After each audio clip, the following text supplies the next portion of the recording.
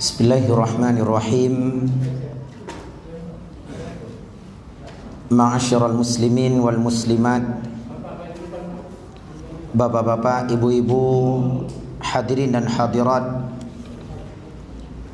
jamaah Masjid Ubay bin Ka'ab radhiyallahu an, yang semoga senantiasa dirahmati dan diberkahi oleh Allah tabaraka wa ta'ala. Assalamualaikum warahmatullahi wabarakatuh.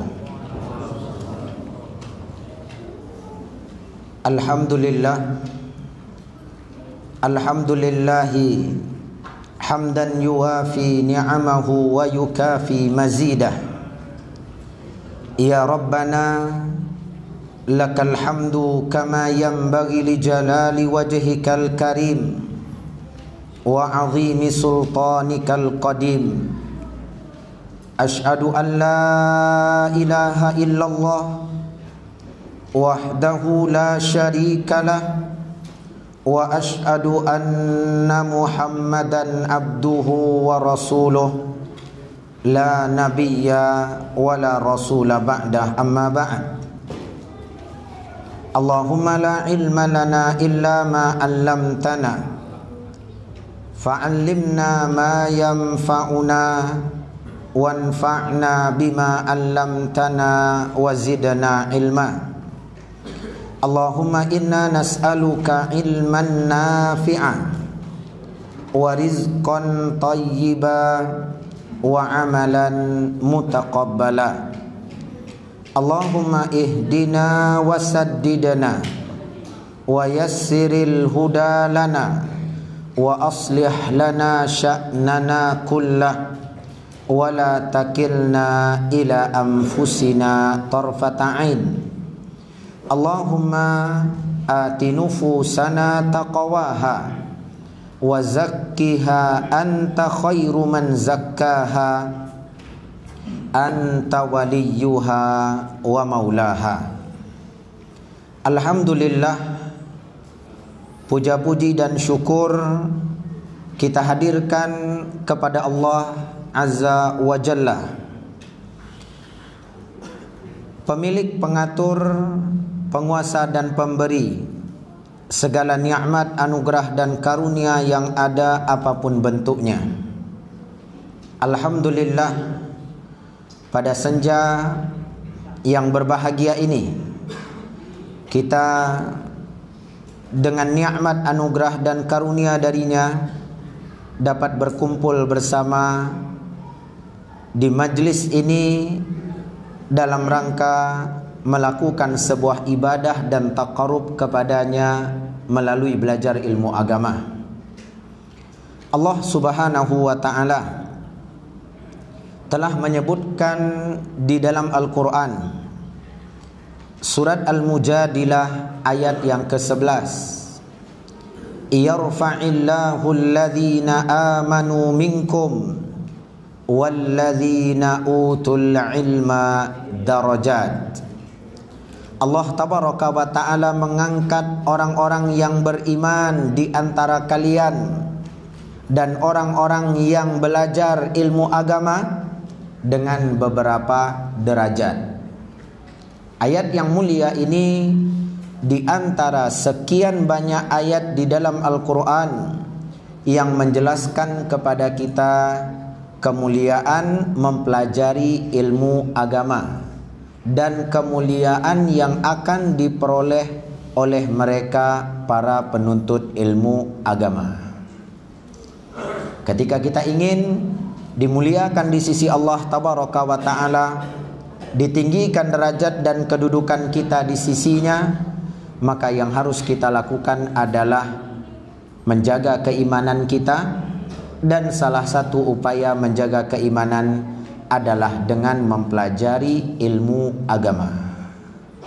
Nabi yang mulia alaihi salatu wassalam dalam sebuah hadis, beliau alaihi afdalus salati wassalam mengatakan, "May yuridillahu bihi khaira yufaqqihhu fid din."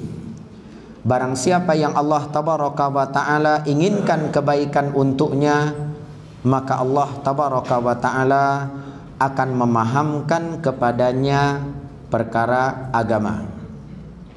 Termasuk makna daripada hadis ini Bapak Ibu kaum muslimin kaum muslimat, ketika Allah menginginkan kebaikan untuk seorang hamba, Allah Azza wa Jalla akan mudahkan bagi dia untuk mempelajari ilmu agama. Maka kita bersyukur kepada Allah tabaraka wa ta'ala dan hendaknya selalu meningkatkan kesyukuran kepadanya, serta meyakini kesyukuran yang kita persembahkan kepadanya masihlah sangat jauh dari kata sempurna, bahwa nikmat yang kita dapatkan pada senja hari yang berbahagia ini saja adalah nikmat yang luar biasa. Kita bisa memanfaatkan waktu antara maghrib ke isya, mengikat dua waktu fardu yang ada dengan belajar ilmu agama. Semoga Allah tabaraka wa ta'ala menerima ibadah ini. Semoga Allah tabaraka wa ta'ala memberatkan timbangan amal kebaikan kita dengan amalan ini, dan semoga Allah tabaraka wa ta'ala menetapkan pahala pada masing-masing kita dan menjadikan amalan ini sebagai salah satu sebab utama kita dimasukkan ke dalam surganya. Allahumma amin ya mujibas sa'ilin. Bapak-bapak, ibu-ibu, kaum muslimin, kaum muslimat, hadirin dan hadirat jamaah yang dirahmati dan diberkahi oleh Allah tabaraka wa ta'ala. Dalam pertemuan kita di pekan yang lalu, kita belum menuntaskan sebuah pelajaran berharga dari kisah Nabi Adam alaihi salam,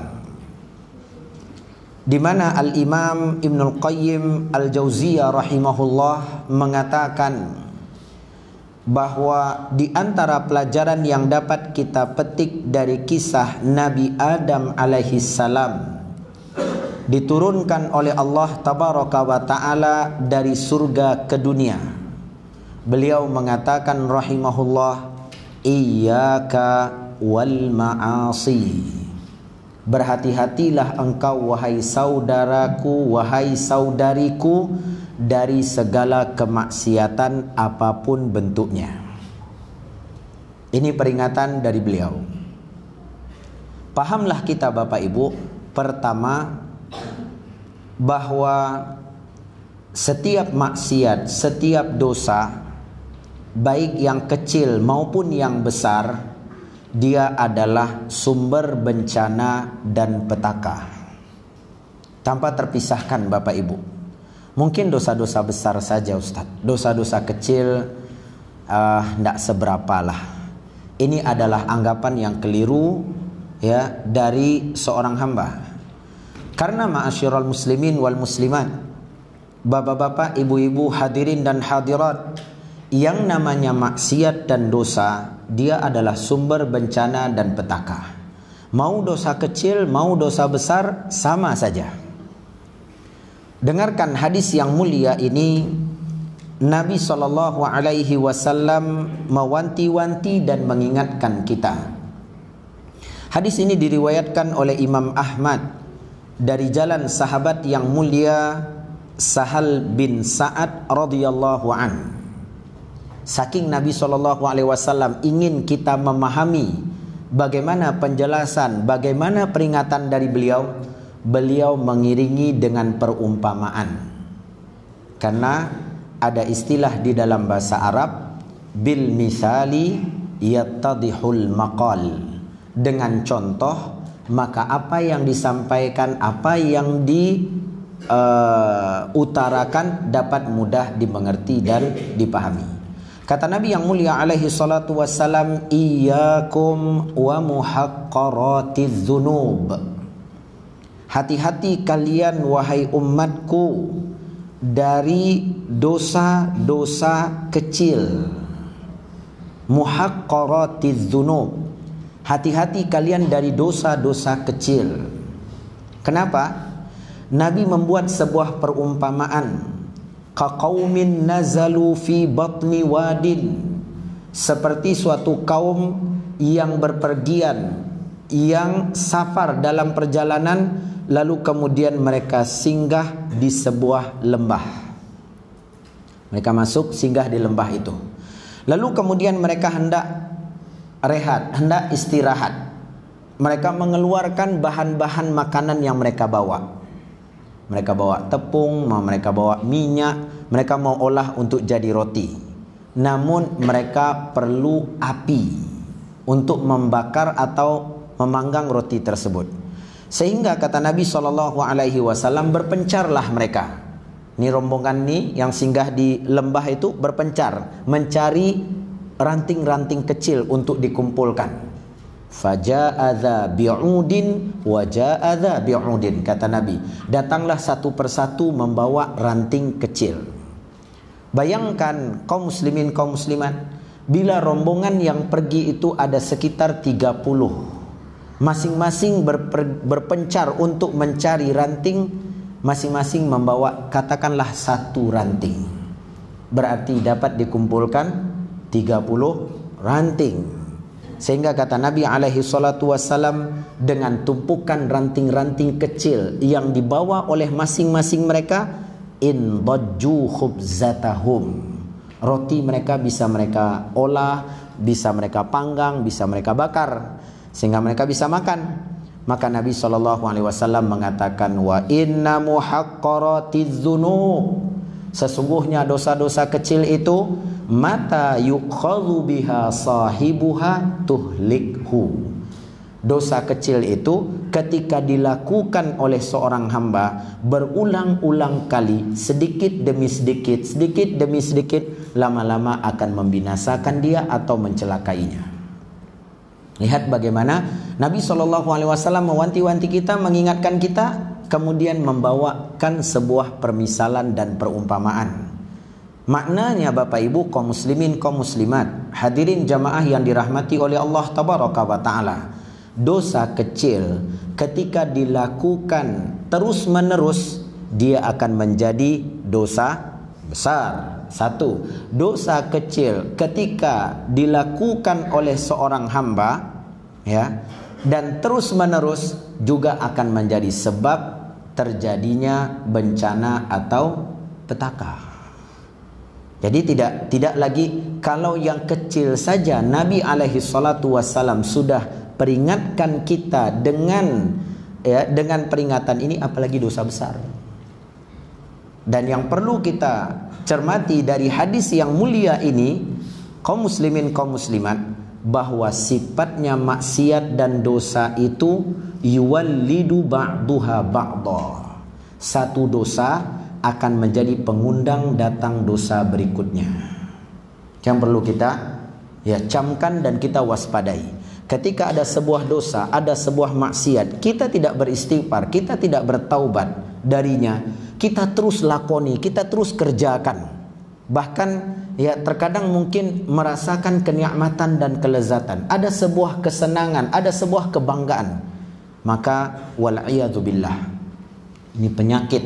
Dari satu dosa dia akan berpindah ke dosa berikutnya. Dosa yang kedua mengundang datangnya dosa yang ketiga.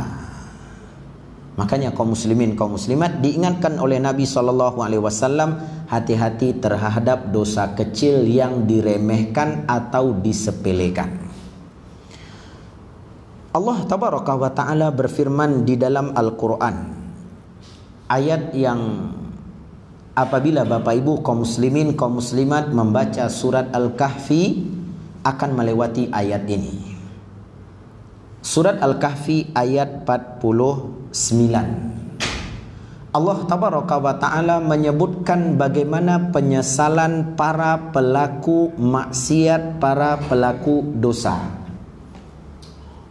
Nas'alullah salamata wal afiyah. Semoga Allah memberi perlindungan dan penjagaan kepada kita dari maksiat dan dosa. Petaka untuk dunia dan untuk akhirat. Lihat Allah menceritakan, wa wudi'al kitabu fataral mujrimina mushfiqina mimma fih. dan diletakkan kitab, yakni catatan amalan. Lalu engkau akan lihat orang yang berbuat dosa, orang yang berbuat maksiat, musyfiqina mimma fihi. Mereka takut dengan apa yang tertulis di dalam buku catatan tersebut. Mereka takut.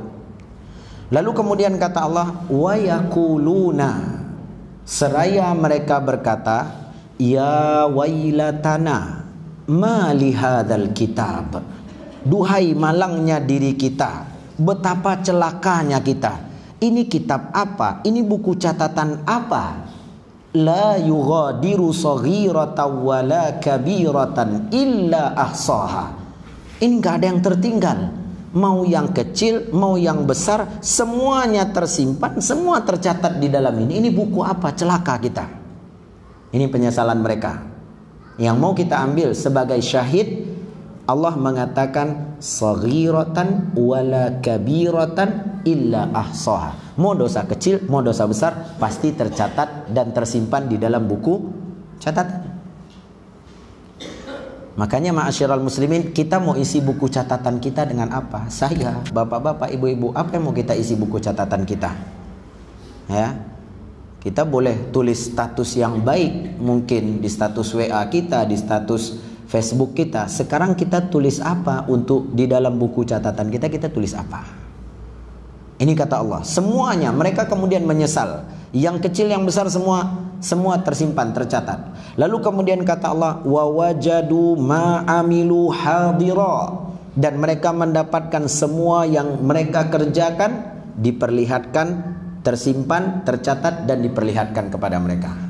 Wala yadhlimu rabbuka ahada. Rabbmu tidak pernah menzolimi siapapun dari hambanya.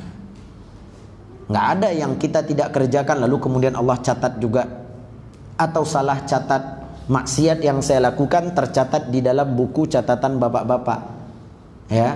Kebaikan yang bapak-bapak kerjakan tercatat dalam buku catatan saya. Itu manusia, iya mungkin keliru dalam pembukuan atau dalam pencatatan, tapi Allah tabaraka wa taala tidak. Ya. Makanya ma'asyiral muslimin, ini yang perlu kita waspadai. Poin pertama, maksiat itu sumber bencana dan petaka. Mau dosa kecil, mau dosa besar, sama. Oleh karena itu, sikap yang baik dan benar, jangan pernah menyepelekan maksiat dan dosa. Ini yang beliau ingin pesankan kepada kita. Cukuplah kisah Nabi Adam alaihissalam menjadi ibrah, hikmah dan pelajaran buat kita. Bagaimana sebuah kesalahan Allah keluarkan Nabi Adam dari surga, lalu kemudian turunkan dia ke dunia. Dari Darun Naim, negeri yang penuh kenikmatan, Allah turunkan dia kepada Daru Ahzan, negeri yang penuh dengan kesedihan, keletihan, kelelahan dunia. Makanya ma'asyiral muslimin, ini poin pertama yang perlu kita camkan.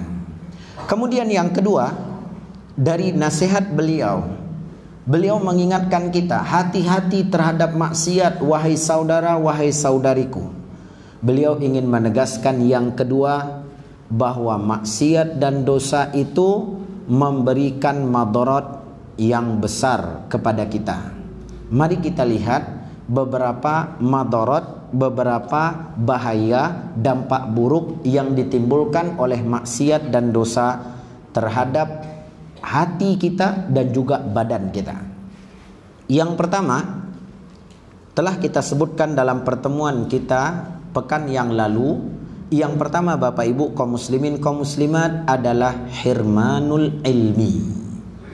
Seseorang yang berbuat maksiat, berbuat dosa, akan terhalangi untuk mendapatkan ilmu. Karena Allah tabaraka wa ta'ala telah menjadikan ilmu agama itu sebagai cahaya yang akan Allah berikan kepada orang-orang yang bertakwa. Orang-orang yang menanggalkan ketakwaan dari dirinya, yang mencampakkan ketakwaan ke belakang punggungnya, maka dia tidak akan dianugerahi oleh Allah ilmu. Lihat firman Allah tabaraka wa ta'ala, di dalam surat Al-Anfal ayat 29. Rabbuna Jalla wa'ala mengatakan, Ya ayyuhalladzina amanu in tattaqullaha yaj'al lakum furqana. Wahai orang-orang yang beriman, sekiranya kalian bertakwa kepada Allah, maka Allah akan berikan kepada kalian furqanan. Furqan, pembeda antara yang hak dengan yang batil, pembeda antara yang baik dan buruk. Apa itu Bapak Ibu? Dialah ilmu. Sehingga ketika kita berilmu, kita tahu ini baik buat kita, ini buruk buat kita, ini hak, ini batil, ya, ini yang bagus, ya, ini yang jelek. Ilmu. Allah mensyaratkan bertakwa kepada Allah. Oleh karena itu Bapak Ibu, ketika contoh misalnya kita menghafal Al-Quran, lalu kemudian terasa berat oleh kita, kenapa enggak masuk-masuk hafalan ini Pak Ustadz? Berbagai cara sudah dicoba, berbagai posisi duduk saya sudah lakukan, ya.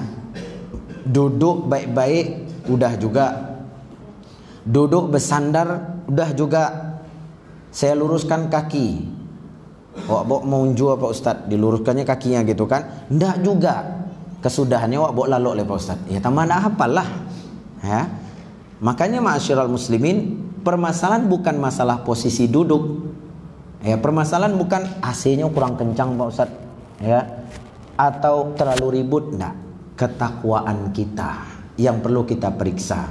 Ada maksiat dan dosa yang kita lakukan, itu yang mempengaruhi apa? Mempengaruhi hati kita dan raga kita. Allah tabaraka wa ta'ala dalam ayat yang lain, ayat terpanjang dalam Al-Quran. Bapak Ibu buka surat Al-Baqarah 282. Kita tidak akan bacakan ayat ini dari awal, namun syahid yang ingin kita tegaskan, ya, ada di bagian terakhir. Potongan terakhir, Allah tabaraka wa ta'ala mengatakan, wattaqullaha, bertakwa kalian kepada Allah, wa yu'allimukumullah, maka Allah akan mengajari kalian. Jadi ilmu didapat dengan takwa. Ketika ketakwaan tidak ada, maka ilmu tidak akan Allah tabaraka wa ta'ala berikan. Baik, mungkin ada pertanyaan, kenapa fulan Ustadz melakukan maksiat dan dosa tapi tetap hadir di majelis ilmu, belajar ilmu agama, bahkan ya dia seorang guru mengajarkan Al-Quran misalnya. Maka kita katakan ma'asyiral muslimin, Allah Azza wa Jalla akan halangi dia untuk mendapatkan keberkahan ilmu. Ingat, di sini yang dimaksudkan terhalangi mendapatkan ilmu itu adalah keberkahannya. Orang yang berilmu itu kan Bapak Ibu bukan sekedar dirayah war riwayah, bukan sekedar dia punya banyak hafalan lalu kemudian bisa mengeluarkan atau bisa menyebutkan dengan kekuatan hafalan, bukan itu. Akan tetapi orang yang berilmu itu adalah alladzina yakhshawnallah, orang yang takut kepada Allah. Karena aslul ilmi, kata para ulama, asalnya ilmu itu khasyatullah, takut kepada Allah. Selagi itu enggak tumbuh dalam diri kita Bapak Ibu, saya, Bapak Ibu, kita semua, maka berarti kita bukan seorang ahli ilmu. Kita bukan alim. Bahkan untuk mengatakan kita seorang penuntut ilmu pun kita malu Bapak Ibu. Karena penuntut ilmu itu harusnya orang-orang yang takut kepada Allah. Ini kita menuntut ilmu, tapi setelah majelis ilmu kita malah melakukan maksiat kepada Allah tabaraka wa ta'ala. Mana rasa takut? Nah, ini Bapak Ibu kerugian pertama, madarat pertama. Kalau ilmu sudah tidak bisa kita dapatkan, maka percayalah Bapak Ibu, semua pintu-pintu kebaikan akan tertutup. Kita nggak tahu mana nih amalan yang afdol, mana nih amalan yang dianjurkan, ya. Orang sudah sibuk sana sini, ini loh Ramadan beberapa hari lagi, sekarang kita berada di bulan Rajab. Bulan Rajab ini adalah salah satu bulan haram yang harus kita jaga kemuliaannya, kehormatannya, lakukan amal ibadah, ya tinggalkan dosa dan maksiat, karena dia tidak berilmu. Bagi dia mau Rajab, mau Jumadil Awal, mau Safar, lantaklah situ. Begitu dia. Ya. Tapi ini bang, Ramadan sebentar lagi bang. Tentu kita harus mempersiapkan diri bang. Tidak mungkin Ramadan 1441 mau kita samakan dengan 1440. Samonya yang awak kan puasa juga nya. Beda do Ramadan 1440 awak puasa, 1441 awak puasanya. Apa bedanya? Bagi dia nggak ada. Karena apa ma'asyiral muslimin? Karena dia nggak memiliki ilmu, nggak tahu. Padahal orang-orang soleh sebelum kita menjadikan momentum bulan Rajab itu untuk persiapan. Mereka sudah mulai melakukan latihan demi latihan. Latihan bersabar baca Al-Quran, latihan untuk bersabar dalam berpuasa, latihan untuk bersabar berinfak. Ini persiapan. Rajab bulan kita menanam, kata mereka. Otomatis ketika menanam kan kerjanya berat. Bulan Sya'ban setelah Rajab, bulan kita menyiram tanam-tanaman. Udah mulai enak karena sudah mulai, jadi tinggal dilanjutkan. Apa yang sudah ditanam tinggal disiram. Dan bulan Ramadan, bulan kita memanen hasil tanam-tanaman. Itu bedanya cara mempersiapkan diri menjelang Ramadan antara seorang yang alim dan jahil. Yang alim udah siap dia dari jauh-jauh hari. Bahkan kalau kita mau katakan Bapak Ibu, kita terlambat, memang terlambat. Karena orang-orang soleh sebelum kita 6 bulan lagi sebelum Ramadan sudah mempersiapkan diri untuk Ramadan. Kita Rajab sekarang masih juga lalai lagi. Masih juga menghitung. Berhari le rayo Pak Ustaz. Puasa dulu bang. Rayo yang menghitung. Itu ma'asyiral muslimin, lalainya kita. Kenapa kelalaian itu timbul? Karena memang ya maksiat dan dosa membuat kita lengah dan lalai. Kita tahu tentang keutamaan Ramadan, tapi kita tidak mempersiapkan diri untuknya. Padahal itu tamu yang kita tunggu dan tamu yang kita rindukan kedatangannya. Makanya ma'asyiral muslimin berbeda. Akhirnya ketika seseorang terhalangi dapat ilmu, maka terhalangi dia dari segala kebaikan. Bingung dia. Siang Ramadan orang sibuk baca Al-Quran, dia bilang ngapain orang baca-baca Al-Quran semua? Capek orang nih. Mungkin banyak sahurnya mungkin, ya makanya semangat baca Al-Quran. Itu kata dia, ya enaknya ngapain kita nih, main game lah, kita nak paket banyak nih, main game. Orang baca Al-Quran dia malah main game. Jadi ma'asyiral muslimin akibat itu sebagai contoh, dan masih banyak kerugian-kerugian lain karena seseorang terhalangi mendapatkan ilmu. Yang kedua, maksiat dan dosa itu ma'asyiral muslimin, kata Imam Ibnul Qayyim Al-Jauziyah rahimahullah, menyebabkan seorang hamba terhalangi untuk mendapat rezeki. Hirmanur rizq. Terhalangi dia untuk mendapatkan rezeki. Kenapa? Karena rezeki itu pemberian dari Allah tabaraka wa ta'ala, apapun bentuknya, dan Allah memberikan kepada orang-orang yang bertakwa. Ya, Allah berikan kepada orang-orang yang bertakwa. Di sini juga menjadi pelajaran bagi kita. Bagaimana dia tidak sholat Pak Ustadz, tapi hartanya banyak, ya, rumahnya mewah, mobilnya juga, ya, harganya wah gitu kan, hartanya berlimpah ruah. Bagaimana? Itu sebenarnya kaum muslimin, kaum muslimat, kalaupun dia dapat dari sisi besarnya bentuk dan banyaknya jumlah, tapi dia tidak dapat keberkahan. Buktinya sebanyak itu yang didapatkan, sebanyak itu juga habisnya. Satu, secepat itu dia dapatkan, secepat itu juga habisnya. Dapat uang banyak, habis kemana? Ke klub malam. Dapat uang banyak, pergi kemana? Ke ya tempat-tempat yang diharamkan. Nggak ada berkahnya. Keberkahan rezeki itu kan ketika kita dapat rezeki, kita kemudian bisa melakukan amal soleh, mendekatkan diri kepada Allah. Itu keberkahan rezeki. Ya, awak Pak Ustadz sholat 5 waktu bolak-balik ke Masjid Ubay bin Ka'ab, sakit-sakit kaki Pak Ustadz, ya, badan sakit-sakit. Itu ada tetangga Pak Ustadz tidak sholat tapi sehat, maraton sekian jauhnya, bersepeda sekian jauh, sehat badan Pak Ustadz. Ya, maka kita katakan apa? Semoga sakit yang ada ini menjadi penggugur dosa dan kesalahan buat kita. Kemudian lihatlah kesehatan yang ada pada dia membuat dia jauh daripada Allah, itu sebenarnya ujian buat dia. Sehingga banyak orang yang tidak lulus dari ujian itu. Dia katakan apa? Saya yang tidak pernah sholat, maka coba lihat kekayaan saya. Anda yang jungkir balik sholat, ternyata apa? Dari 2000 sampai 2020 ya, kemana-mana pakai sepeda motor butut juga, nggak pernah kaya-kaya. Kasihan, lahir miskin, hidup miskin, mati pun miskin. Ini kenapa? Sombong. Dia tidak tahu dia sedang diuji dan dia tidak lulus dari ujian itu. Makanya Bapak Ibu, kita jangan tertipu dan terpedaya. Jangan kita sibukkan angan-angan kita apa? Kalaulah saya jadi dia. Dia nggak lulus ujian. Karena apa yang Allah berikan membuat dia jauh dari Allah. Oleh karena itu kita bersyukur dengan apa yang ada. Ini ada yang sedikit tapi membuat kita ingat kepada Allah. Alhamdulillah.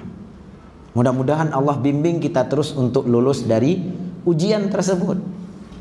Jadi ma'asyiral muslimin, terhalangi dapat rezeki, terhalangi untuk dapat keberkahan rezeki. Nabi yang mulia alaihi salatu wassalam mengatakan dalam sebuah hadis yang diriwayatkan oleh Imam Ahmad, innal abda la yahrumur rizqa bidzambin yusibuh. Seorang hamba itu diharamkan oleh Allah untuk dapat rezeki gara-gara maksiat dan dosa yang dia kerjakan. Makanya Bapak Ibu ya, adab kepada Allah. Tak kala digagalkan rencana kita, kita udah atur rencana sebaik mungkin. Ada option pertama, ada second opinionnya yang kita siapkan semua, udah mantap nih Pak Ustadz strateginya, tinggal gas aja. Pas digas ternyata apa? Gagal. Itu jangan kemudian kita katakan apa? Aduh, ini gara-gara si Fulan, ini gara-gara si Alan. Enggak. Coba lihat maksiat dan dosa kita. Allah ingatkan kita. Kalaupun gagal Bapak Ibu, masih gagal dalam urusan dunia. Masih bisa kita ulang, masih bisa kita coba. Tapi kalau sudah gagal dalam urusan akhirat, bisa kita mengulangnya? La, kata Allah, tidak ada lagi. Hari ini cuman pembalasan dan perhitungan. Untuk kalian beramal berbuat, tidak ada lagi. Yang tinggal adalah penyesalan. Lah kalau cuman gagal di dunia, kita masih bisa coba.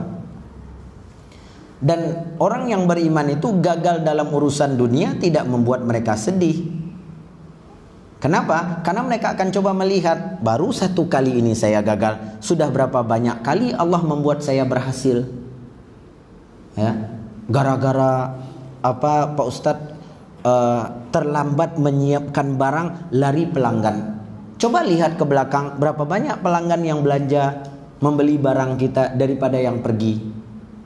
Jadi ma'asyiral muslimin, yang perlu kita ingat saat kondisi dan keadaan itu terjadi, yakni berkurang rezeki kita atau terhalangi kita dapat kebaikan, coba periksa maksiat dan dosa kita. Itu yang harus apa? Kita lakukan. Bukan kita menyalahkan si fulan, menyalahkan si alan, bukan pula kita menyombongkan diri. Ya, karena saya belum turun tangan aja Pak Ustaz. Ini anggota yang turun, kalau saya turun salah saya Pak Ustaz. Ini sombong. Ini yang membuat kita lupa dengan apa? Dengan dosa kita. Kita selalu ingat dengan kehebatan kita, kita selalu ingat dengan kekuatan kita, padahal kita lemah.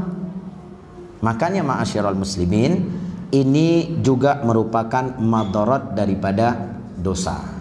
Kemudian yang ketiga, beliau katakan yang ketiga adalah wahsyatun yajiduhal abdu fi qalbih. Adapun yang ketiga Bapak Ibu, bahaya daripada maksiat dan dosa itu menimbulkan kegelisahan dan kegundahan di dalam hati. Nggak tenang Bapak Ibu. Orang yang berbuat maksiat, berbuat dosa itu nggak tenang. Ya, kalaupun terlihat dia memiliki segala-galanya, tapi yang tidak dia miliki adalah ketenangan hati. Jangan kira dengan hartanya yang banyak, lalu kemudian dia tidak pernah beribadah kepada Allah Tabaraka wa Ta'ala, nggak pernah sholat, nggak pernah baca Al-Quran, nggak pernah berinfak, lalu kemudian bahagia. Tidak. Kebahagiaan tidak Allah jadikan pada kekayaan dan kedudukan. Kebahagiaan itu Allah letakkan saat kita bisa beribadah kepadanya. Maka Bapak Ibu, orang yang berbuat maksiat, berbuat dosa, nggak tenang hatinya. Allah Subhanahu wa Ta'ala mengatakan dalam surat Ar-Ra'd ayat 28. Surat Ar-Ra'd ayat 28. Alladzina amanu wa tatma'innu qulubuhum bi dzikrillah. Ala bidzikrillahi tatmainnul qulub, kata Allah. Orang-orang yang beriman, yang tenteram, yang tenang hatinya dengan mengingat Allah. Berarti ketenangan, kedamaian, ketentraman itu dengan apa? Nikmat iman, kemudian banyak berzikir kepada Allah. Itu yang membuat kita tenang dan tentram. Ala bidzikrillah tatmainnul qulub. Bukankah dengan mengingat Allah hati akan menjadi tentram, kata Allah? Itu obatnya. Maka ketika seseorang melakukan kebalikannya, dia nggak pernah mengingat Allah, dia selalu berbuat dosa, selalu berbuat maksiat, ketenangan, ketentraman, kedamaian akan Allah Tabaraka wa Ta'ala jauhkan darinya. Pernah Bapak Ibu, seorang sahabat datang kepada Nabi Sallallahu Alaihi Wasallam. Dia bertanya, dia bertanya. Sahabat yang mulia ini bernama Wabisah bin Ma'bad radhiyallahu anhu. Dia berkata, ataitu Rasulullah sallallahu alaihi wasallam. Aku pernah datang kepada Nabi sallallahu alaihi wasallam. Maka aku berkata, Nabi sallallahu alaihi wasallam berkata kepadaku, "Ji'ta tas'alu anil bir." Kau datang mau tanya tentang kebaikan? Maka aku berkata, "Na'am, iya wahai Rasulullah. Aku mau bertanya kepadamu tentang kebaikan." Nabi SAW mengatakan, "Istafti qalbak." Mintalah fatwa kepada hatimu. Maksudnya, coba kau lihat hatimu. Ketika melakukan sesuatu, kau tenang atau tidak? Itu kita yang bisa merasakan Bapak Ibu. Kita melakukan sesuatu, kita dapat ketenangan atau tidak? Kalau kita dapat ketenangan, berarti itu kebaikan. Kalau yang kita dapatkan ketidaktenangan, ketidaktentraman, pastikan itu adalah maksiat. Itu adalah kemaksiatan. Maka Nabi katakan, coba kau minta fatwa kepada hatimu. Kau tanya hatimu. Lalu kemudian Nabi mengatakan, al-birru matama'anna ilaihil qalbu, matama'anna ilaihin nafsu, wa tama'anna ilaihil qalbu. Kebaikan itu, kata Nabi yang mulia alaihi salatu wassalam, apa saja yang menenangkan hati dan jiwamu. Itu kebaikan, itu ketaatan. Matama'anna ilaihin nafsu wa tama'anna ilaihil qalbu. Jiwa kita, hati kita tenang tentram, itu kebaikan. Makanya Bapak Ibu, kita melakukan kebaikan, sebenarnya yang bahagia itu kita. Yang bahagia itu kita Bapak Ibu. Makanya benar seperti potongan tausiah atau kajian yang dikatakan oleh Ustadz kita, Ustadz Armin Halim rahimahullah rahmatan wasi'ah. Dalam kajian beliau, untukmu yang berjiwa hanif, beliau mengatakan, saya berikan infak kepada seorang ibu dari Filistin.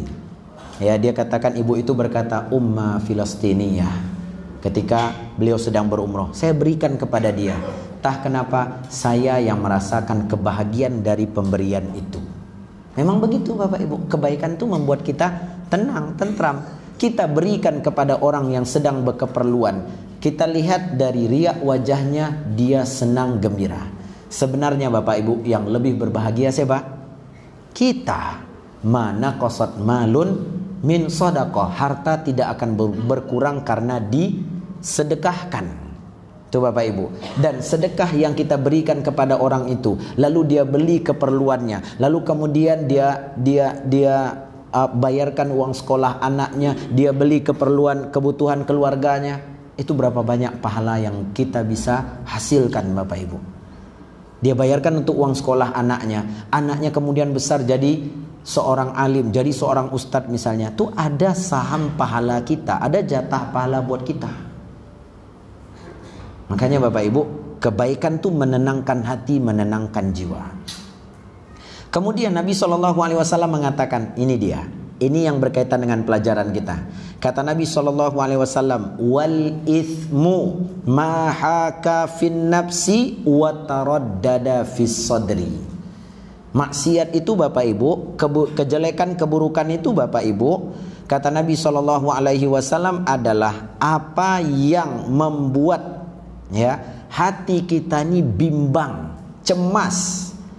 Jiwa kita ini bimbang, cemas.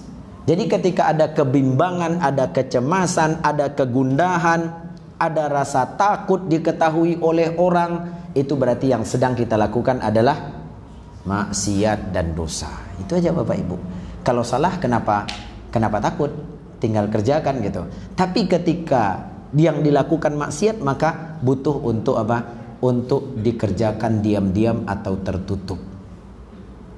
Ya, kenapa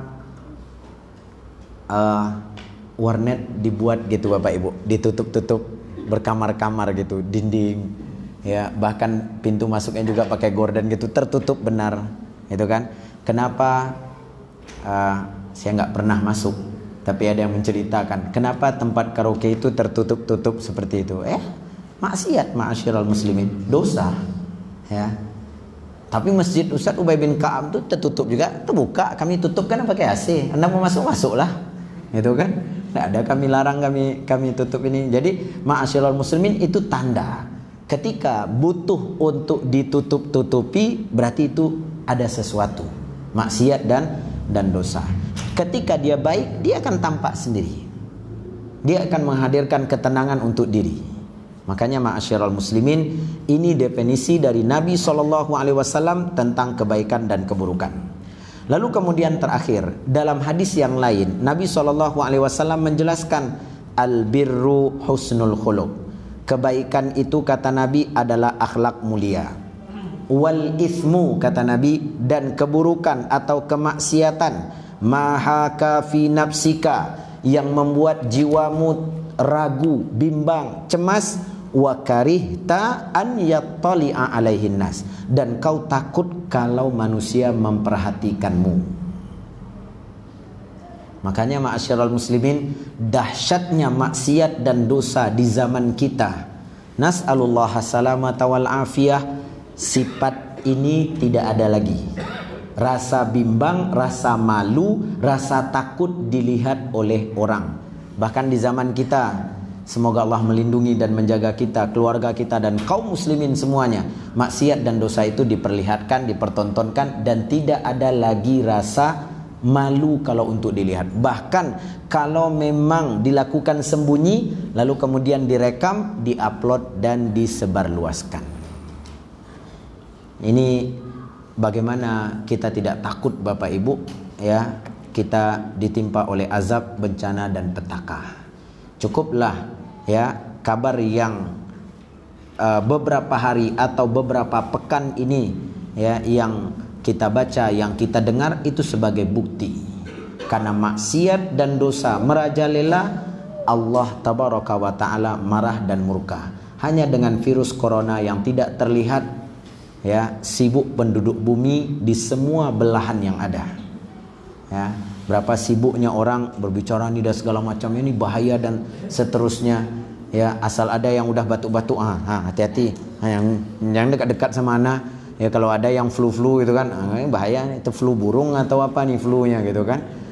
Jadi ma'asyiral muslimin itu, ya, itu karena maksiat dan dosa. Makanya kata para ulama, tidak ada jalan kecuali istighfar, taubat, kemudian kembali kepada Allah, minta perlindungan kepada Allah dari wabah, dari penyakit, dari virus, dan apapun bentuk musibah, bencana dan petaka. Turunnya musibah, kata Ali bin Abi Thalib, karena maksiat dan dosa. Diangkatnya musibah itu dari manusia karena istighfar dan taubat mereka kepada Allah tabaraka wa ta'ala. Maka ini yang bisa kita sebutkan dalam pertemuan ini. InsyaAllah kita lanjutkan lagi poin-poin berikutnya di pertemuan pekan depan insyaallah taala. Demikian ma'asyiral muslimin, semoga berguna dan bermanfaat. Wa sallallahu wasallam wa baraka wa an'am ala nabiyyina wa habibina Muhammadin wa ala alihi wa sahbihi wasallam walhamdulillahi rabbil alamin. Subhanakallahumma wa bihamdika asyhadu an la ilaha illa anta astaghfiruka wa atubu ilaik. Wassalamualaikum warahmatullahi wabarakatuh.